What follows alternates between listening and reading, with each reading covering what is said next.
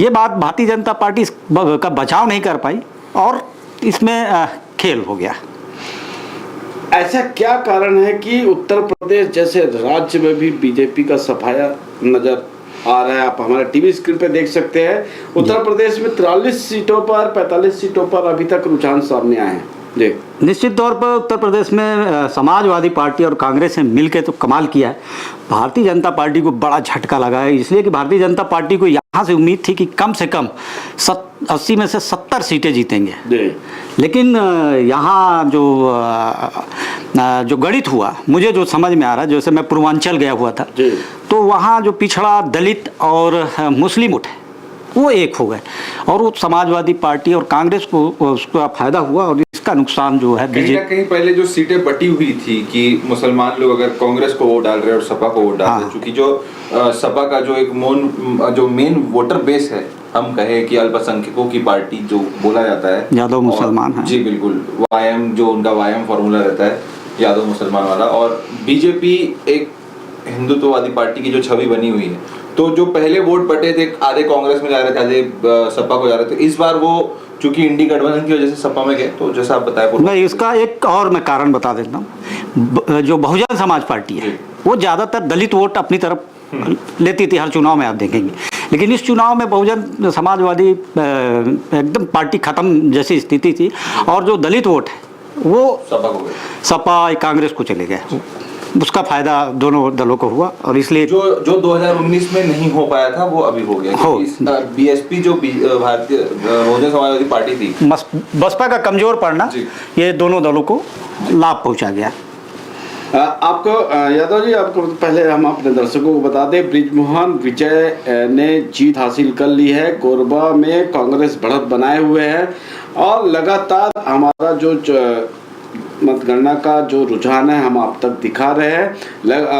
अभी जो जानकारी सामने आ रही, जेपी नड्डा के निवास पर बैठक आरंभ हो चुकी है एनडीए की, जिसमें कई दिग्गज नेता वहां पहुंच रहे हैं और रणनीति पर चर्चा कर रहे हैं कि जिस प्रकार के जो परिणाम आए हैं तो उसको देख के लगता है बीजेपी कुछ नया फार्मूला अपनाना चाह रही है। क्या हो सकता है इस बैठक के बाद?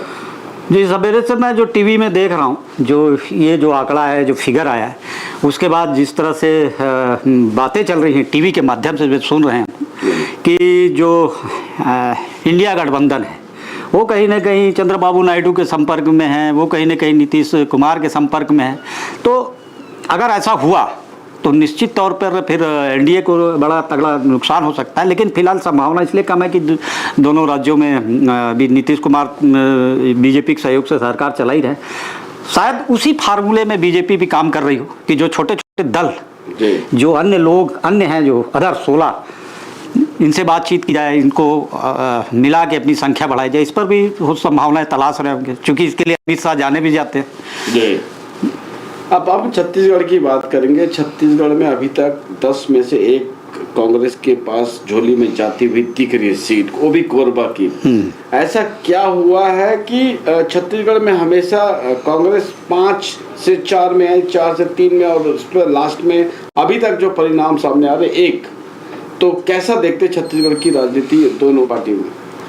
मैं ये समझता हूँ, मैं जो चुनाव 2000 से देख रहा हूँ, छत्तीसगढ़ की जो जनता है, छत्तीसगढ़ के जो वोटर है, वो कहीं ना कहीं बड़े राष्ट्रवादी वोटर है। वो जानते हैं कि हमको केंद्र में किसको वोट देना है। आप देख लीजिए 1998 में जब अटल जी रायपुर में आए थे और जब उन्होंने कहा था कि आप मुझे 11 सीटें दीजिए और मैं आपको छत्तीसगढ़ राज्य दूंगा, और उस वक्त भी शायद बीजेपी को 10 या 9 सीटें मिली थी, छत्तीसगढ़ राज्य मिला। और तब से जब से छत्तीसगढ़ की जनता को आप देखेंगे, पिछला अगर चुनाव में शायद 2 सीटें कांग्रेस को मिली थी, यही आंकड़ा रहता है 10-9, यही आंकड़ा आपको मिलेगा जितने चुनाव आप देखेंगे। क्योंकि उस समय विधानसभा चुनाव बीजेपी हार चुकी थी, उसके थोड़े दिनों बाद 6 महीने बाद इलेक्शंस थे और परिणाम चौंकाने वाले। परिणाम देखिए आप, जिस दुर्ग जिले में मुख्यमंत्री, गृह मंत्री, पीएचई मंत्री, कृषि मंत्री, वहाँ भी भारतीय जनता पार्टी के जो 2019 की बात कर रहा हूँ, वहाँ सबसे बड़ी जीत हासिल हुई थी।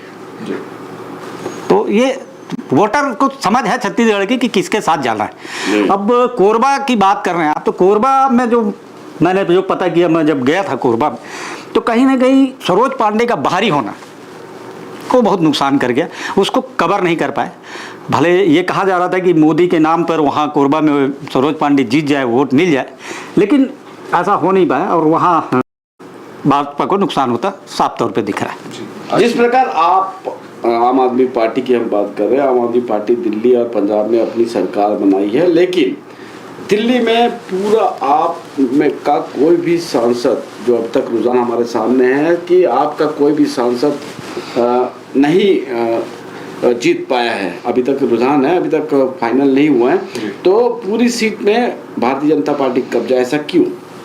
ये तो दिल्ली की जनता भी छत्तीसगढ़ की जनता के समान है। आप देखिए 2014 से देखिए, लगभग यही रिजल्ट रहता है, तय रहता है। लोकसभा में लोग वहाँ बीजेपी को वोट देते हैं, भले विधानसभा में वो आपको जिताएंगे, लेकिन लोकसभा में बीजेपी को वोट देते हैं, इसलिए आश्चर्य की बात नहीं थी। और पहले भी कहा जा रहा था कि वहाँ बीजेपी का परफॉर्मेंस 7-0 वाला रहेगा। जैसे मध्य प्रदेश में हमने देखा 29 की 29 सीटों पर बीजेपी का कब्जा रहा। पिछले बार 28 में से एक सीट थी नहीं, एक हारी थी बीजेपी, इस बार 29 की 29 सीट जीती है।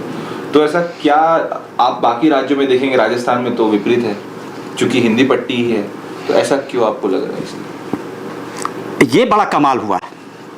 अगर मैं जो समझ रहा हूँ कि यदि उत्तर प्रदेश में ऐसा रिजल्ट आ रहा है विपरीत, यदि पंजाब में विपरीत, हरियाणा में विपरीत, तो तय था। लेकिन जो कमाल मध्य प्रदेश में हुआ है, वास्तव में चमत्कार वाला परिणाम है वो। और इसका कारण ये लगता है कि मोहन यादव को जब यूपी में एमपी में लॉन्च किया, सीएम के तौर पर सीएम बनाया गया, उससे एक बड़ा फायदा बीजेपी को ये हुआ, जो पिछड़ा वर्ग, बड़े तबके का पिछड़ा वर्ग वहाँ और दलित वर्ग, ये दिशा उनकी, मतलब वो दूसरी पार्टी की तरफ सोचने का उनको मौका नहीं मिला और उन्होंने भाजपा को वोट किया।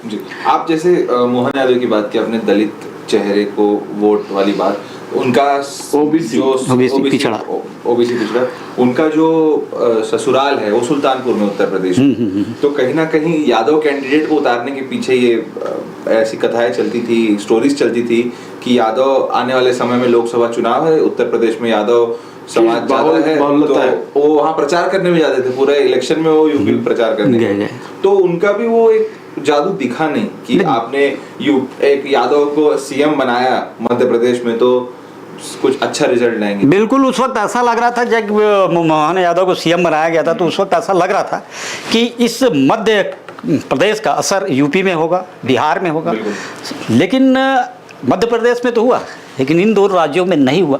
और उत्तर प्रदेश में, बिहार में तो खैर अच्छा परिणाम है। तो इस पर बीजेपी को चिंतन मनन करना चाहिए कि आखिर ऐसा क्यों हुआ। तमिलनाडु में भी बीजेपी का एक भी सीट नहीं है और कांग्रेस की सीट है, हम हमारे टीवी स्क्रीन पर दिख रहे हैं। के अन्नामलाई की सीट आने की चर्चा चल रही थी, कोयम्बटूर से आएंगे, मगर उन्होंने भी, उनका भी कोई परिणाम नहीं रहा। ओवरऑल आप कैसा देखते हैं इस चुनाव को? देखिए, अगर दक्षिण में केरल जैसे जगह में जहां आज तक भारतीय जनता पार्टी को एक भी सीट नहीं मिली थी, और पहली बार मुझे लग रहा है कि 1 या 2 सीट, ऐसा अभी देख रहा था मैं रुझानों में, 1 या 2 सीट मिलता दिख रहा है, तो ये बड़ी बात हो सकती है भारतीय जनता पार्टी के लिए। तमिलनाडु में सीट ना मिले, लेकिन वोट प्रतिशत उनका आप देखेंगे बढ़ेगा, क्योंकि उनके पास एक जादुई चेहरा है। जो अभी महाराष्ट्र के मुख्यमंत्री है, उनकी शिवसेना उतना असर नहीं दिखा पाई। जी, समीक्षा करनी चाहिए उनको, इनका चिंतन करना चाहिए। राज्य में सरकार होने के बाद भी अगर ये स्थिति है तो जो बाला साहब ठाकरे को चाहने वाले हैं वो उनके पुत्र को ज़्यादा पसंद करे, इस चुनाव से देखने से लग रहा है। देखिए, अब लोकसभा है तो स्थानीय मुद्दे की अपन बात नहीं कर रहे, हो सकता है वो राष्ट्रीय मुद्दे में किसी चीज़ों में प्रभावित हुए हों, किसी अप्रभावित हुए हों, तो वो बाद में जैसे जैसे समीक्षा होगा वो बातें बाहर आएंगी। बिहार में तेजस्वी यादव बहुत मेहनत की, उसका असर दिखा। क्या लगता है बिहार में आपको? बिहार में तो कितनी इनका देख नहीं पाया उसको, कितनी सीटें हैं? 34।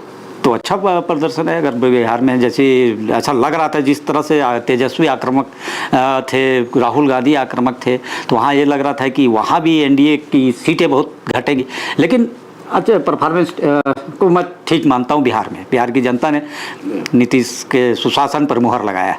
ऐसा क्या कारण है कि बीजेपी के पिछड़ने का कारण? आप एक पत्रकार है, वरिष्ठ पत्रकार है, क्या मानते हैं आप पिछड़ने का पीछे का रीजन क्या है? ठीक है, वो राजनीति में कोई जीतता है कोई हारता है, वो एक अलग मैटर है, लेकिन ओवरऑल अगर हम अब देखा जाए कि ऐसा क्या कारण है कि बीजेपी को इतना बड़ा झटका लगा? 2 कारण तो मैं आपको गिनाऊंगा। पहला तो मैं आपको बता दिया कि इनका जो 400 का जो नारा था वो नुकसान कर गया। दूसरा, पूरा चुनाव व्यक्ति केंद्रित हो गया। यहाँ पार्टी गौड़ हो गई, विचारधाराएं गौड़ हो गई, सिर्फ व्यक्ति केंद्रित चुनाव हो गया, यानी मोदी।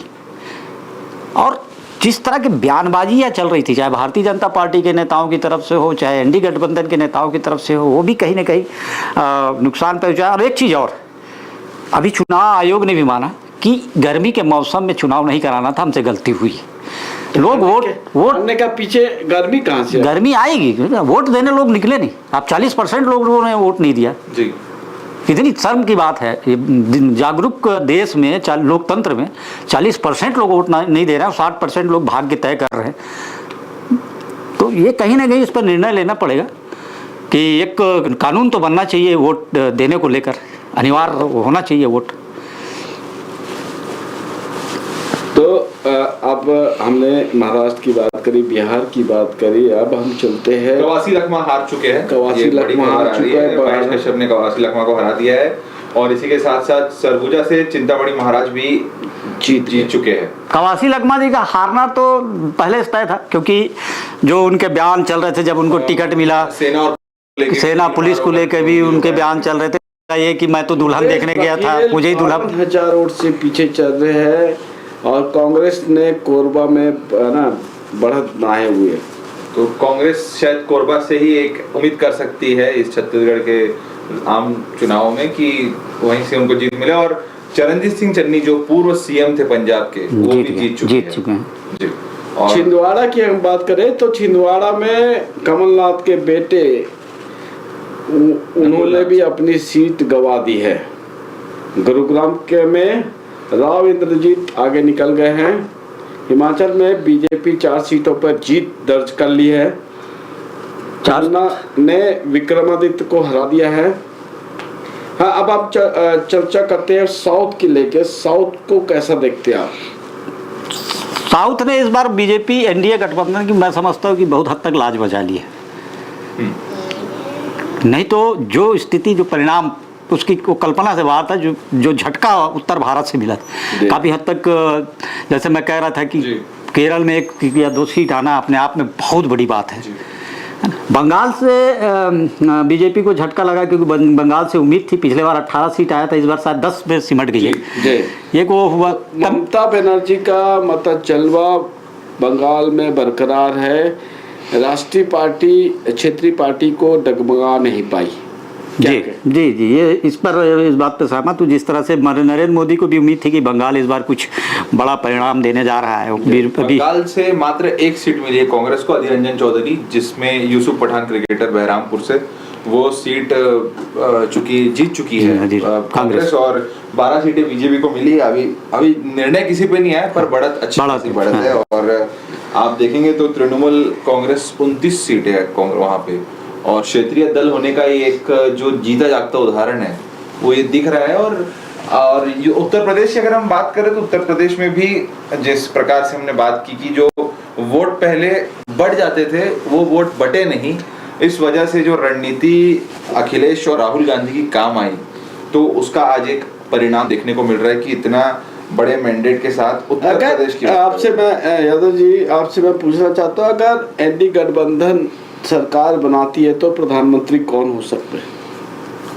अब इसी बात में तो लड़ाई शुरू होगा इनका, और कितने दिन ये गठबंधन चल पाएगा। दिक्कत ही लोगों को डर यही है कि भाई आप, राहुल गांधी भी बड़े चेहरे हैं और ज़्यादा सीट कांग्रेस लेके आई है, फिर आपके अखिलेश जी हैं, तेजस्वी जी हैं, तमाम लोग हैं, जो फिर इनके बीच क्या परिस्थिति बनेगी। आप तो इसके पहले भी गठबंधन सरकारों की स्थिति देख चुके हैं। हालांकि बिहार में 40 सीटों में से अगर हम बात करें तो 30 बीजेपी के पास है और 9 इंडी के पास है, जिसमें से 1 सीट पर जीत अभी रिजल्ट आ चुका है। एक ब्रेकिंग हमारे अभी पहुंची है। सरगुजा में बीजेपी चिंतामणि महाराज करीब 64,585 मतों से चुनाव जीत गए हैं। दुर्ग से विजय बघेल 3,30,000 वोट से आगे अभी आगे है। अभी डिक्लेयर नहीं हुआ है, लेकिन लगभग जीत तय है, जारी है अभी। अब इसको जीत ही मानिए। अग्रवाल 3,81,000 वोट से आगे चल रहा है, तो मतलब जीत, इनकी जीत तय है, निश्चित है, ये तो तय है, क्योंकि 3-3 लाख बहुत बड़ी जीत है। अमित शाह भी चुनाव जीत चुके हैं। अमित शाह भी 3-3.5 लाख के रुपए 3.5 लाख वोटों से ही जीते। हाँ। और जितना वो जीते हैं आपके विजय बघेल और बृजमोहन अग्रवाल। ये दोनों की तो पहले से उम्मीद थी ये बड़ी जीत हासिल करेंगे, बृजमोहन और विजय बघेल की। विजय बघेल जी का आपने चूंकि जिक्र किया, तो एक बात चल रही थी कि राजेंद्र साहू, एक साहू चेहरा है सामने, जो कि बेमेतरा नवागढ़ और साजा, अगर अपन बेल्ट देखेंगे तो वहां पे साहू समाज का बहुत ज्यादा तबका है, वोटिंग परसेंटेज है। तो उसके बीच में ये परिणाम आना है, क्या मोदी की गारंटी है या मैं शुरू से कह रहा हूं आपको कि छत्तीसगढ़ की जनता राष्ट्रवादी जनता है। छत्तीसगढ़ की जनता जात पात पे वोट नहीं डालती। आप हर चुनाव का परिणाम देखिए, जैसे शुरू में कहा जा रहा था कि साहू बहुल्य दुर्ग लोकसभा में यदि राजेंद्र साहू को टिकट मिलती है तो जीत दर्ज कर सकते हैं, क्योंकि साहू लामबंद होकर वोट डालेंगे। लेकिन मैं शुरू से इस बात को कह रहा था कि साहू एक भारतीय जनता पार्टी के पक्ष में वोट करेंगे और विजय बघेल फिर से बड़ी जीत दर्ज करेंगे। यानी यहाँ जो एक सोशल इंजीनियरिंग की हम बात करते हैं वो यहाँ पॉसिबल नहीं है छत्तीसगढ़ में। जी जी, कब लोकसभा चुनाव में तो आप समझेंगे कि कोई समाज कोई जाति किसी को वोट दे तो। चूंकि अब तो लगभग चुनाव परिणाम आ रहे हैं और स्थिति स्पष्ट हो रही धीरे धीरे, लेकिन हम छत्तीसगढ़ की बात करेंगे तो छत्तीसगढ़ का कांग्रेस का बड़ा चेहरा कौन हो सकता है? देखिए, 2018 में जब विधानसभा चुनाव हुआ था तो कांग्रेस ने एक समूह में चुनाव लड़ते हुए जीत दर्ज की और मौका भूपेश बघेल को मिला, और निश्चित तौर पे 5 साल भूपेश बघेल बड़ा चेहरा रहे। इस बीच ये बात भी आई थी कि 2.5 साल के मुख्यमंत्री के फार्मूले पर बात हुई है और अगला 2.5 साल TS सिंहदेव रहेंगे। हालांकि एक और बड़े चेहरे थे जो बाद में साइड हो गए, ताम्रध्वज साहू, याद कीजिए, वो भी मुख्यमंत्री के दावेदार थे। उनकी घोषणा भी हो चुकी थी और बाद में वापस लेना पड़ा निर्णय। और एक और बड़े चेहरे थे चरणदास महंत। तो इन चारों में लेकिन भाग्य भूपेश बघेल का खुला और 5 साल मुख्यमंत्री रहे। और 5 साल मुख्यमंत्री के बाद उन्होंने अपने कद को इस कदर ऊंचा कर लिया, चाहे छत्तीसगढ़ की राजनीति में हो, चाहे कांग्रेस हाईकमान के सामने और उसके सामने, कि लोगों ने ये नारे दिया कि भूपेश है तो भरोसा है। बाद में हालांकि उस नारे को चेंज करना पड़ा। यदि ये जो रिजल्ट है, ये परिणाम आते हैं, तो निश्चित तौर पे इसका सबसे बड़ा नुकसान भूपेश बघेल को होगा और सबसे बड़ा फायदा चरणदास महंत को होगा, क्योंकि मोदी लहर में भी अगर वो कोरबा की सीट जीत रहे हैं, एक राष्ट्रीय नेत्री को हरा रहे हैं, तो इसका फायदा चरणदास महंत को होगा और राष्ट्रीय स्तर पर कांग्रेस में उनका कद बढ़ेगा। अब बात करें भिलाई के विधायक, भिलाई नगर विधायक देवेंद्र यादव, जिनको बिलासपुर से लड़ाया पार्टी ने, उनका भविष्य क्या होगा? क्योंकि वो भूपेश बघेल के साथ रहे, भूपेश बघेल के खास रहे। अगर वो चुनाव हार जाते तो विधायक तो रहेंगे, लेकिन उनका क्या होगा? उन्होंने एक और चीज बोली थी, मैं आपको उसमें ऐड करना चाहूंगा कि मैं भिलाई दोबारा नहीं जाऊंगा, ये उन्होंने कहा था। 2 चीजें कि देवेंद्र यादव युवा है, उनके पास राजनीति का बहुत अवसर था और इतनी जल्दी, और जैसे कहा जाता है कि वो खुद उन्होंने बिलासपुर से टिकट मांगा, कुछ लोग कहते हैं कि उन्हें भेजा गया है। तो यदि जो भी निर्णय था वो जल्दबाजी हुआ उनके साथ और बाहरी का लेवल लगा, वो लगभग हार चुके हैं। वो अभी कुछ देर बाद परिणाम भी आ जाएगा। तो अब दूसरी चीज़, वो खुद वहाँ से वीडियो वायरल करके कह रहे थे, बिलासपुर के वोटरों को शायद रिझाने का प्रयास हो कि मुझ पर बाहरी का तमगा मत लगाइए, मैं अगर यहाँ से जीता तो भिलाई वापस नहीं जाऊँगा। ये वीडियो उन्होंने खुद जारी किया। तो कहीं ना कहीं इस बार देवेंद्र यादव की राजनीति पर प्रश्न चिन्ह लगेगा। इतनी जो जल्दीबाजी उन्होंने कर दी, उनको थोड़ा सा धीरे चलना था, क्योंकि भिलाई नगर जैसे जगह के विधायक थे, मौका था, अवसर था, युवा है और